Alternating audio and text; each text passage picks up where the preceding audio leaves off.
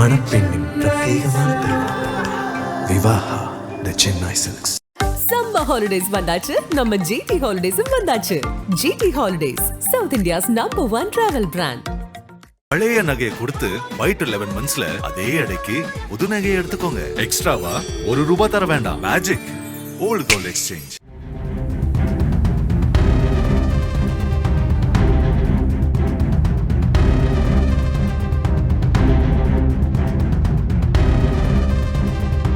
சென்னை தாம்பரத்தை அடுத்த வரதராஜபுரம் அஷ்டலட்சுமி நகரைச் சேர்ந்த ஏனோஸ் நிக்கோத்தம் சுனிதா தேவி தம்பதிக்கு டார்வின் என்ற மகனும் ஸ்டெஃபி என்ற மகளும் உள்ளனர். இவர்கள் வீட்டில் குடியேறிய அரசனூரைச் சேர்ந்த ராஜ்மோகன் ஸ்டெஃபியை காதல் வலையில் வீழ்த்தினார். ஸ்டெஃபியின் தாயார் சுனிதா தேவியிடம் ராஜ்மோகன் பெண் கேட்க, அதற்கு அவரோ, நாங்கள் பட்டியல் சமூகத்தைச் சேர்ந்த கிறிஸ்துவ குடும்பம், நீங்களோ மாற்று சமூகத்தைச் சேர்ந்த ஹிந்து குடும்பம், ஒத்து போகாது என்று மறுத்திருக்கிறார். ஸ்டெஃபியின் வற்புறுத்தலால் இரு வீட்டார் சம்மதத்துடன் கடந்த 2024ஆம் ஆண்டு பிப்ரவரி 19ஆம் தேதி திருமணம் நடந்தது. ஒரு பெண் குழந்தை பிறந்த நிலையில் கடந்த மே மாதம் 3ஆம் தேதி அதிகாலை ஸ்டெஃபி மர்மமான முறையில் இறந்துள்ளார். இந்த சம்பவம் தொடர்பாக ஸ்டெஃபியின் அண்ணன் டார்வின் நம்மிடம், தங்கை ஸ்டெஃபி காதல் விவகாரம் தெரிந்ததும் ராஜ்மோகன் பற்றி அவனுடைய சொந்த ஊரில் விசாரித்தோம். அவனை பற்றி தவறாகத்தான் தகவல் கிடைத்தது. தங்கையின் வற்புறுத்தலாலேயே திருமணத்திற்கு சம்மதித்தோம். 40 சவரன் தங்க நகையும் ராஜ்மோகனுக்கு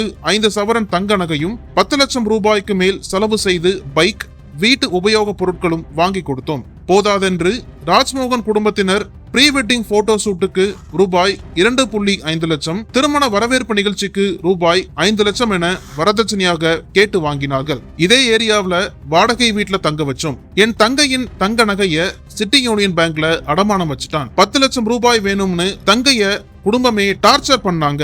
அடிக்கடி சண்டை வரும், தங்கைய அடிப்பாங்க. எல்லாத்தையும் எங்க அம்மா கிட்ட சொல்லி அழுவா.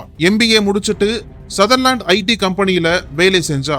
மாத சம்பளத்தையும் அவனே வாங்கிடுவான். அவ ATM கார்டு அவன் கிட்ட தான் இருக்கும். 2024 டிசம்பர் 29ஆம் தேதி தங்கைக்கு பெண் குழந்தை பிறந்துச்சு. குழந்தைக்கு சீர்வரிசை கேட்க 4 சவரன் தங்க நகை, வெள்ளி பொருட்கள், 2 லட்சம் பணமும் கொடுத்தோம். அது பத்தலைன்னு ராஜ்மோகன், மைத்துனர் கார்த்திக் ராஜா, மாமியார் சசிகலா, மாமனார் திருஞானம் என் தங்கைய அடிச்சிருக்காங்க. மறுநாள் அதிகாலை 3:45 மணிக்கு கார்த்திக் ராஜா போன் பண்ணி ஸ்டெஃபிக்கு உடம்பு சரியில்லைன்னு கூப்பிட்டார். அங்க ஸ்டெஃபி பேச்சு மூச்சு இல்லாம கிடந்தா.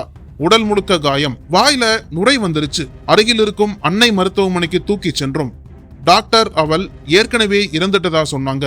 ராஜ்மோகனிடம் என் தங்கைக்கு என்ன நடந்துச்சுன்னு பலமுறை கேட்டும் சரியா பதில் சொல்லல. தங்கை சாவில் மர்மம் உள்ளது என்று புகார் அளித்தும் மணிமங்கலம் போலீசார் நடவடிக்கை எடுக்கவில்லை. பெயரளவில் FIR போட்டு பிரேத பரிசோதனை முடித்து தங்கை உடலை எங்களிடம் ஒப்படைத்தனர். ராஜ்மோகன் குடும்பத்தினரிடம் கேட்டபோது விஷம் அருந்தியதாக கூறினார்கள்.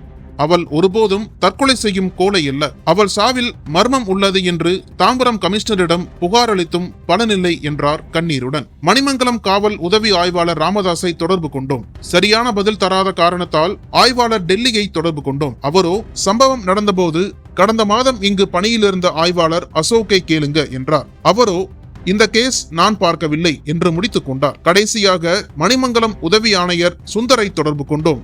அவரும் மலுப்பலாக பதிலளித்தார். எங்கோ தவறு நடக்கின்றது என்பதை புரிந்து கொண்டு ஸ்டெஃபியின் பிரேத பரிசோதனை அறிக்கையை எடுத்துக்கொண்டு சட்டம் சார்ந்த மருத்துவத்துறை மருத்துவரான டாக்டர் செல்வகுமாரிடம் கேட்டோம். ஸ்டெஃபியின் கழுத்தில் 9 இடத்தில் நகக்கீரல்கள், கழுத்தை கையால் இறுக்கியதற்கான பிறை நிலா போன்ற ரணம், இடது களத்தில் கன்றிய காயம், இடது முன்னங்கையில் 3 பெரிய சிராய்ப்பு, முன்கழுத்து காலர் எலும்பு சேரும் இடத்தில் எலும்பு முறிவு, இடதுபுறம் விலா எலும்பு 4 உடைந்துள்ளது.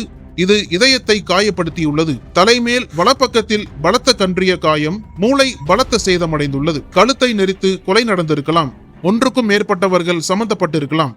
இது கொலைதான். அதற்கான எல்லா கூறுகளும் உள்ளது என்றார். ஆனால் தாம்பரம் போலீசோ அலட்சியமாக உள்ளது. பிரேத பரிசோதனை அறிக்கை கொலைதான் என்று கூறியிருந்தும் ஏன் குற்றவாளிகள் உடனே கைது செய்யப்படவில்லை? RTO விசாரணை 1 மாத காலம் கடந்து நடத்தப்படுவது ஏன்? கொலை நடந்த வீட்டு சாவியை சந்தேகத்துக்குரியவர்களுமே போலீசார் வழங்கியது ஏன்? கொலை சம்பவம் நடந்த வீட்டில் இருந்த 4 பேரில் ஸ்டெஃபியின் கணவர் ராஜ்மோகன் மட்டும் கைது செய்யப்பட்டது ஏன்? பல கேள்விகள் இந்த விவகாரத்தில் விடையில்லாமலேயே உள்ளது.